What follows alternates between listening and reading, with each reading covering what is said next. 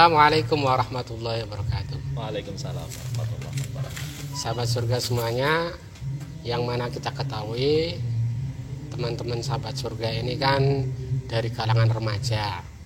Dan alhamdulillah kita ini kedatangan narasumber yang alhamdulillah wajahnya masih muda ya. Kayaknya Pak ya. Ya. Nah, tema yang akan kita bahas pentingnya berdakwah, apalagi kita ketika kajian itu yang dibahas kan tentang dakwah. Nah, maka perlunya kita membahas apa sih pentingnya dakwah itu sendiri.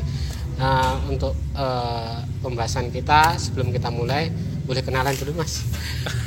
Baik, perkenalkan saya Agung Ilham. Saya seorang mahasiswa di sebuah universitas di Yogyakarta. Ya. Itu saja Pak ya. Oh, ya. Pertanyaan pertama. Ya. Mas ini sebenarnya yang saya dengar kan dulu pernah mengabdi untuk berdakwah di tempat yang nan jauh. Sebenarnya di mana sih daerahnya Mas? Baiklah, sebetulnya tidak jauh-jauh amat Ya. Ya hanya dikirim di luar Jawa. Tepatnya saya berada di Lampung Timur, Ustaz, dan itu tepatnya berada di dekat hutan Waikambas. Wah. Ya, tempat apa itu? Apa istilahnya, penangkaran para gajah itu ya.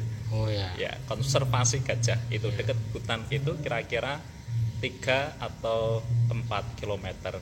Waktu itu tempatnya masih agak agak jauh dari kata modern tempat tersebut. Nah, tetapi sekarang saya lihat sudah berevolusi menjadi tempat yang cukup modern gitu ya. Iya. Yaitu tempat dulu saya mengajar, Ustaz. Oh, di sana itu pas Masnya datang itu masih masa-masa rintisan apa sudah maju? Ketika itu lembaga pendidikan ya yang berbasis Islamic Center gitu. Itu sudah berdiri sekitar 4 atau 5 tahun sebetulnya. Dan memang kita adalah kader dari sebuah pesantren, dan saya sendiri belajar di pesantren, kemudian itu sebagai wujud dari pengabdian.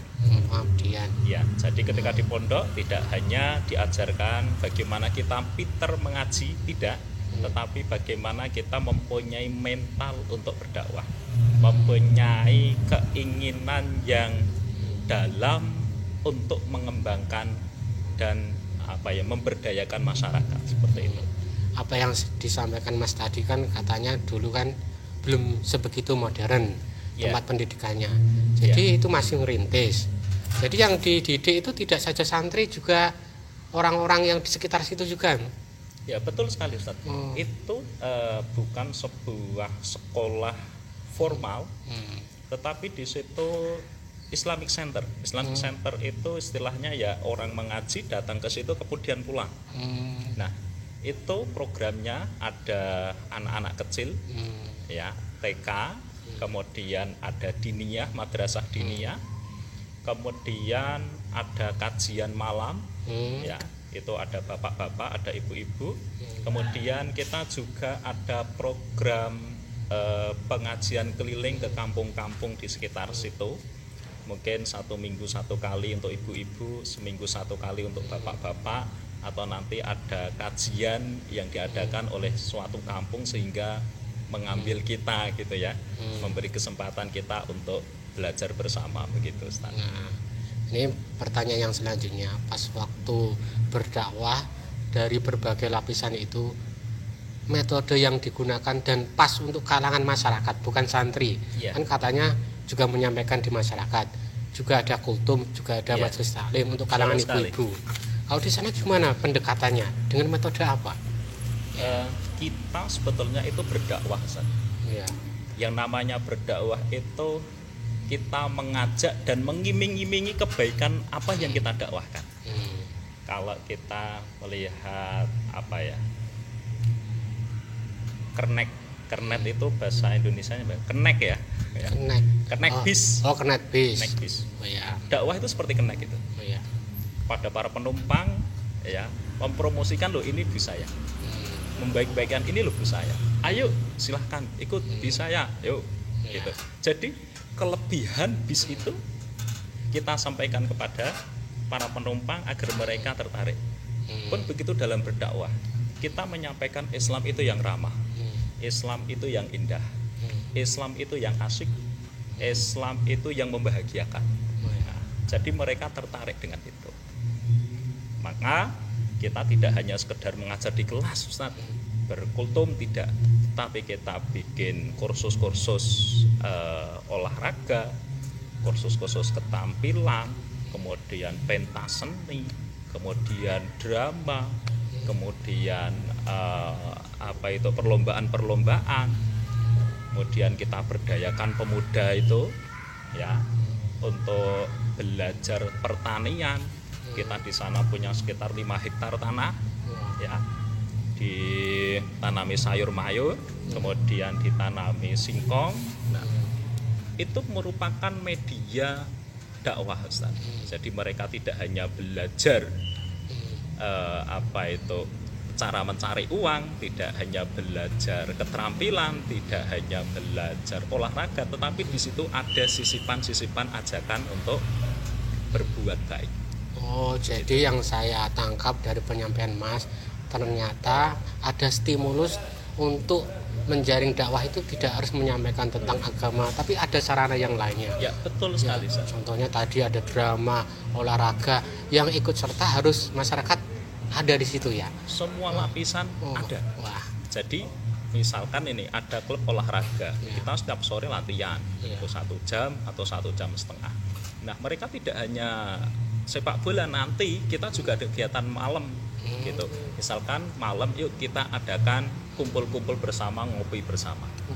Ya, sambil makan bersama atau ngapain. Nah, di situ nanti kita menyampaikan sedikit-sedikit. Oh, ini saya baru dapat ilmu. Ternyata berdakwah itu tidak harus menyampaikan tentang kaitannya tentang isi agama itu, tapi ada sarana yang lainnya yang bisa mendekatkan untuk mengetahui agama itu sendiri ya. Iya. Nah, yang saya ketahui biasanya pengabdian itu di sana itu berinteraksi dengan banyak orang, dan ada yang pulang, ada yang enggak. Ada yang enggaknya itu karena ditaksir oleh salah satu masyarakat yang kesengsem dengan masnya. Ada yang kesengsem enggak? Alhamdulillah. Gimana? Tidak ada. Oh, tidak ada. Buktinya saya tidak menetap di sana dan kemudian saya pulang. Oh, pulang. Kenapa alasannya pulang? Enggak betah apa? Gimana? Karena memang ya program kita itu 1 tahun, tetapi diberi keleluasan untuk meneruskan di sana. Ada juga yang ingin meneruskan di sana, tetapi ketika itu saya memutuskan untuk pulang dan melanjutkan studi di Jawa, begitu. Tetapi bukan berarti ketika kita pulang dari pengabdian selesai pengabdian, tidak. Justru dari tempat pengabdian mondok kita itu kita belajar mengabdi kepada masyarakat, seperti itu.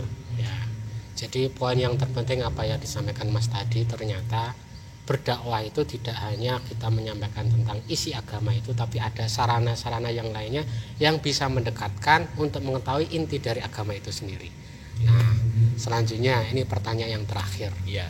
Biasanya ketika mengabdi di sana itu ada kesan dan pengalaman yang mungkin terngiang-ngiang tidak bisa dilupakan. Yang namanya kesan itu kan adalah suatu pengalaman yang tidak bisa dilupakan karena sangat indah, bisa diceritakan.